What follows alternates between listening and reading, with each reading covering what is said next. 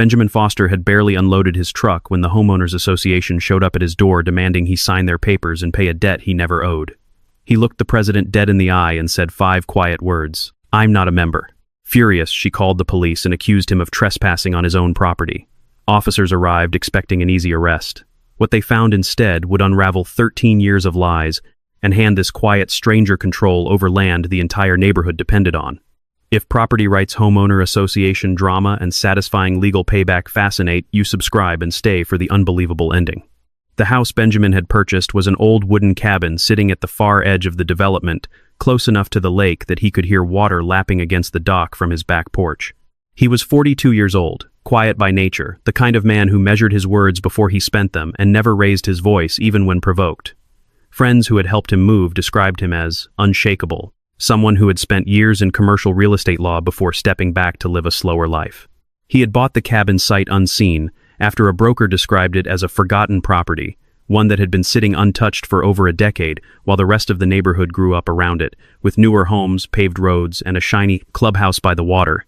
Before he had even finished carrying his furniture inside, a neighbor named Carol Jennings stopped by to welcome him and offer a warning in the same breath. She told him that the Homeowners Association in Cedar Hollow Estates was notorious, run by a woman who treated every rule like scripture and every resident like a subordinate. Carol explained that Natalie Brooks had been president for 6 years, and in that time she had fined people for the wrong color mailbox, threatened liens over unmowed lawns, and once tried to stop a family from putting up a wheelchair ramp because it violated an aesthetic guideline. Benjamin thanked her for the warning but said little else, filing the information away the way he filed everything, quietly and without visible reaction. 2 days later, the black vehicles arrived. Natalie stepped out first, trailed by 3 board members who seemed to exist mainly to nod whenever she spoke. She introduced herself as the president of the association and handed Benjamin a thick folder containing a membership application, a fee schedule, and a printed copy of the community bylaws. She explained in the tone of someone reciting a memorized speech that every property within the boundaries of Cedar Hollow Estates was required to join the association, pay annual dues, and follow all architectural and behavioral guidelines without exception. She told him the previous owner had let the account fall behind, and that as the new owner he now inherited a debt of nearly $4,000 in unpaid fees, penalties, and interest. Benjamin took the folder, glanced through it for perhaps 30 seconds, and then handed it back to her without a hint of anger in his expression. He told her plainly that he had reviewed his closing documents thoroughly before signing anything, and that nothing in them indicated his property was part of the Homeowners Association.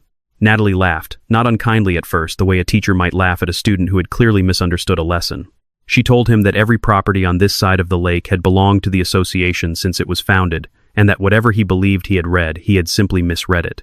Benjamin only repeated himself, calm and unwavering. "I'm not a member," he said again, and something in his tone made 2 of the board members exchange uneasy glances. Natalie's smile thinned. She reminded him that non-compliance could result in daily fines, liens against the property, and eventually legal action to force compliance. Benjamin nodded politely, as if she had just told him the weather forecast, and said he understood her position but that it did not change the facts of his ownership. He suggested without any hostility that she have her legal counsel review the recorded deed before pursuing anything further. That single sentence seemed to strike a nerve because Natalie's expression shifted from confident to something closer to offended, as though the mere suggestion that she might be wrong was itself a form of disrespect. She turned to her board members and told them this was exactly the kind of resistance the association could not tolerate, warning that if word spread that one resident could simply refuse membership, the entire structure they had built over the years would collapse. Then she turned back to Benjamin, straightened her jacket, and delivered the line that would echo through the neighborhood for weeks afterward.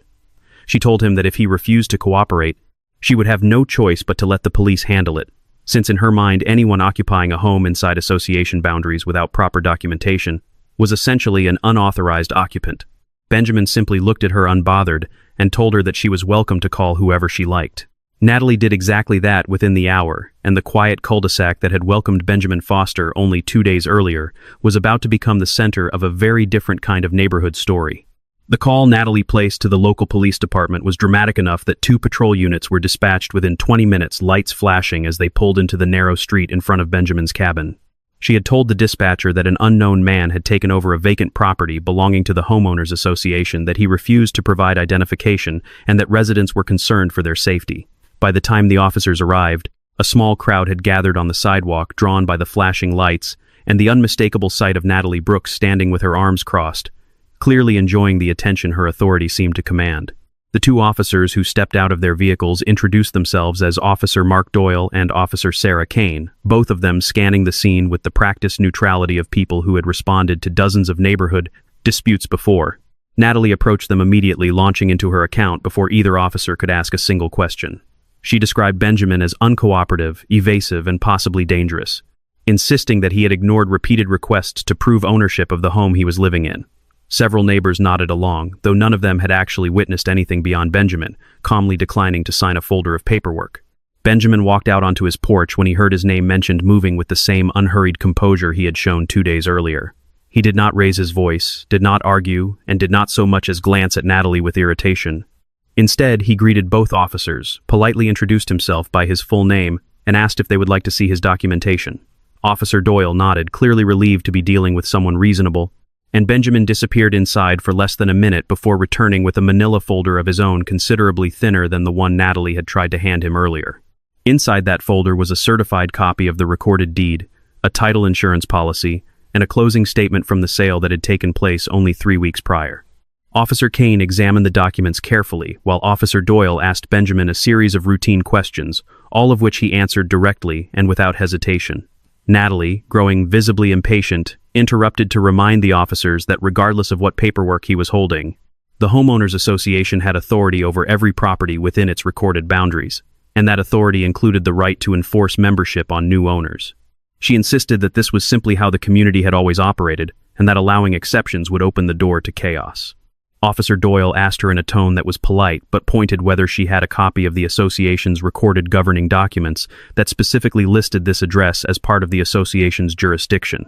Natalie hesitated for the first time since the vehicles had arrived, glancing back at her board members as though one of them might magically produce the paperwork she needed.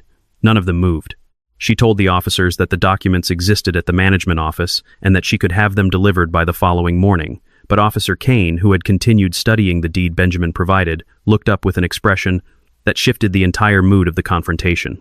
She informed Natalie that the recorded deed for this specific address contained a legal description that did not match any parcel referenced in the association's publicly filed plat. In simpler terms, she explained this house appeared to predate the association entirely, and nothing in the paperwork Benjamin had shown them indicated any obligation to join anything. Natalie's face went pale for a moment before she recovered, insisting there had to be some clerical error, some outdated filing that simply hadn't been corrected. Officer Doyle told her calmly that regardless of any confusion over association membership, there was clearly no criminal trespassing occurring here, since the man standing in front of them held a valid recorded deed to the property. The crowd that had gathered to watch Benjamin Foster get arrested instead watched the officers thank him for his cooperation, wish him a good afternoon, and return to their patrol cars without so much as a warning issued in his direction. Natalie stood frozen on the sidewalk, her folder of bylaws suddenly looking a great deal less impressive than it had an hour earlier, while whispers began rippling through the small crowd of neighbors who had come expecting a very different outcome. What none of them realized yet was that the discrepancy the officers had noticed was only the smallest thread in a much larger tangle, one that was about to unravel everything the association believed it controlled. Later that same afternoon, after the patrol cars had gone and most of the onlookers had drifted back to their own homes, Natalie returned to Benjamin's porch alone, her confidence dented but not entirely gone. She told him she intended to get to the bottom of this discrepancy, and that she still believed the association's boundaries included his property, regardless of what the deed appeared to say. Benjamin invited her to sit an offer that seemed to surprise her, and then went inside to retrieve something he had been saving for exactly this kind of conversation. He returned with an old yellowed county plat map carefully preserved in a plastic sleeve, the kind of document most people would never think to request from a records office. He spread it across the small table on his porch and explained patiently and without a trace of condescension that this cabin and the surrounding acreage had been platted and recorded nearly 2 decades before Cedar Hollow Estates had ever been developed. The original owner, a man named Walter Higgins, had never signed any covenant, never joined any association, and had in fact sold the land directly to the developer's predecessor, with an explicit carve-out excluding it from future association jurisdiction. Benjamin pointed to a small annotation near the property line, a handwritten note from the original surveyor indicating that the parcel remained independently held. Natalie stared at the map for a long moment, clearly searching for some flaw in what she was seeing but found none. She told him the association's records simply did not reflect any of this, insisting that as far as she and the board were concerned, every property within the physical boundary of the neighborhood was subject to their rules regardless. of what old paperwork claimed otherwise. Benjamin reminded her gently but firmly that a homeowners association could not simply declare authority over land it never legally acquired, no matter how long that assumption had gone unchallenged. He asked her a question that seemed to catch her completely off guard, one she clearly had never been asked in 6 years of running the association. "Who told you the association owned this road?" he asked, gesturing toward the narrow access path connecting his driveway to the main community street. Natalie opened her mouth to answer, and then closed it again, visibly searching for a response that never came. She admitted after a long pause that the assumption had simply been passed down from the previous board president, a woman who had retired years earlier and who Natalie had never personally questioned. She had inherited the belief the way one inherits an old family story repeated so many times that nobody thought to verify whether it was actually true.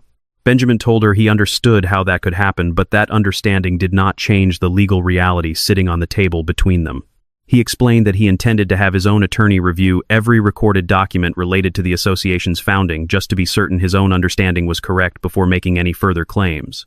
Natalie left his porch that evening, noticeably quieter than she had arrived, the folder of bylaws still tucked under her arm but no longer held with quite the same authority. Word of the confrontation had already begun spreading through the neighborhood, distorted and exaggerated with each retelling until half the residents believed Benjamin was some kind of squatter and the other half believed he might actually be telling the truth. What none of them yet understood was that Benjamin's questions were not idle curiosity. He had a very specific reason for asking about the road, the boundaries, and the association's assumed authority, and that reason was about to reshape the entire neighborhood's understanding of who actually owned what. 3 days after the confrontation on his porch, Benjamin invited Natalie and the full board of directors to a meeting at his cabin, an invitation that surprised everyone who heard about it, since most people in his position would have simply hired a lawyer and let the matter play out through official section channels. Instead, Benjamin wanted to explain things directly in person before anything escalated further. When Natalie arrived with board members Robert Hale, Diane Whitfield, and a quieter man named Thomas Reyes, they found Benjamin waiting on his porch with a stack of documents considerably thicker than anything he had shown the police. He began by clarifying something that immediately silenced the room. He explained that when he purchased the cabin 3 weeks earlier, he had not simply bought a single lot with a house on it. The sale, arranged through an estate liquidation after Walter Higgins's descendants decided to sell off the remaining family holdings, had included considerably more than anyone in the association realized. Benjamin told them the parcel he now owned encompassed the surrounding lakeside acreage, the grassy common area residents referred to as the North Meadow, the narrow access road connecting several homes to the main street, an old boat dock the association had been using for community events, and a strip of land directly behind. The clubhouse that the board had long assumed belonged to the community itself. Natalie stared at him, as though he had just spoken in a foreign language, her expression shifting from disbelief to something closer to panic as the weight of what he was describing began to settle. She told him flatly that what he was claiming was impossible, that the clubhouse land had been part of the association's holdings since the development was built, and that the dock had